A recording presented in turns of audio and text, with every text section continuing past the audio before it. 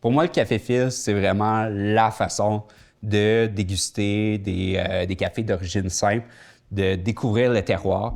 Parce qu'au lieu d'avoir un espresso plutôt concentré, le café filtre permet vraiment de goûter toute la complexité des arômes. Puis je vous montre ma technique.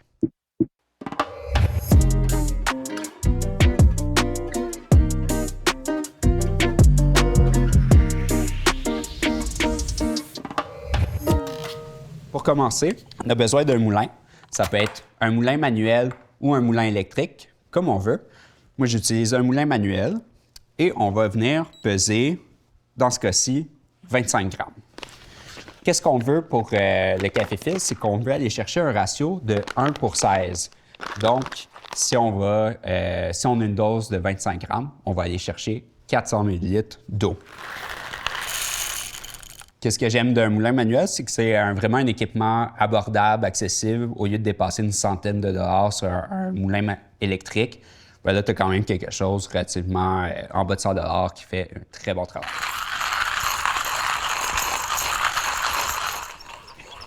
C'est parfait. On a le café moulu. On a un serveur. On a ce qu'on appelle un dripper, un V60. C'est des différentes marques qui sont tous un peu différentes. La première étape, c'est qu'on va venir mouiller le filtre. Ça va servir à deux choses. Premièrement, ça va le coller sur les parois. Puis deuxièmement, ça va venir enlever un petit peu le goût de papier qu'il pourrait avoir. Surtout avec des papiers non filtrés, tout ce qui est papier brun, qui va avoir un goût de papier cartonné un petit peu plus prononcé. Donc, on va venir nettoyer ça. Hop, j'ai enlevé mon eau. Et là, je vais mettre donc les 25 grammes de café. Parfait. Une fois mon café, je vais venir, à l'aide d'une cuillère, venir faire un petit nid, un petit trou au centre. Qu'est-ce que ça va faire? C'est que ça va venir m'aider à vraiment immerger d'eau tout le café. Fait que j'ai ma bouilloire d'eau chaude, que j'ai chauffée au préalable à 93-94 degrés. C'est juste en bas du point d'ébullition. Donc là, on commence avec la première étape qui s'appelle la phase de blooming. Fait qu'on va venir vraiment saturer le café pendant 30 à 45 secondes. Puis on va mettre le double du volume qu'on a mis de la dose. Fait que mettons qu'on a mis 25 grammes dans ce cas-ci, on va venir mettre 50 ml d'eau. Qu'est-ce que ça va venir faire? C'est que ça va venir un peu aider les gaz du café à venir sortir, puis ça va venir imbiber d'eau, dans le fond, toutes les moutures qui sont dans le café, qui va me permettre d'avoir une extraction plus constante. On continue pour venir mettre une deuxième fois de l'eau. Puis là, on peut y aller avec un incrément de, par exemple, 100 ml pour venir vraiment immerger tout le café, puis en faisant un mouvement circulaire. Moi, j'aime que le niveau soit pas trop haut, ni trop bas, donc garder à peu près le même niveau d'eau. Qu'est-ce qui va se passer si on remplit puis qu'on met trop d'eau? C'est que le débit va être trop rapide, puis si on ne met pas assez d'eau, bien, le débit va être plus lent. Et parfait.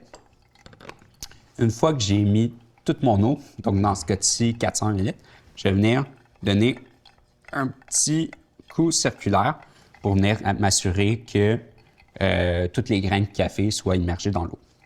Et après, on attend.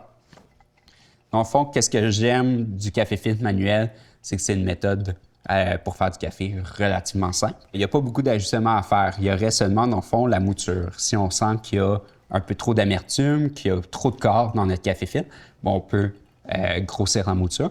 Puis, si on sent que le café est trop acide ou qu'il manque de goût, bon, on peut venir l'affiner. Pour un café filtre, notre temps d'extraction idéal, c'est environ 3 minutes 30. Ça, c'est pour une petite dose, comme moi j'ai choisi, de 25 grammes. Par contre, plus la dose est grande, plus on va vouloir atteindre un temps d'extraction plus long. J'ai failli oublier, il y a un ingrédient super important qu'on n'a pas encore parlé, c'est l'eau. L'eau, ça représente environ 98 de la composition de votre café. Puis, dépendant de où est-ce qu'on habite, si on habite en ville, en dehors, la composition minérale va plus ou moins marquer le goût du café. Donc, qu'est-ce que je vous conseille? C'est premièrement, d'y goûter. Puis deuxièmement, vous pouvez essayer une eau filtrée qui aura un goût plus neutre, qui va mettre davantage en valeur le café, l'origine et le terroir de chacun des lots. Juste faire attention à ne pas prendre de l'eau déminéralisée, que là, on sert vraiment des minéraux pour aller chercher les composantes chimiques, aromatiques du goût du café lors de l'extraction. Donc, pas d'eau déminéralisée, même dans une machine à café, ça peut être problématique. Plutôt une eau filtrée et faire attention avec l'eau du robinet.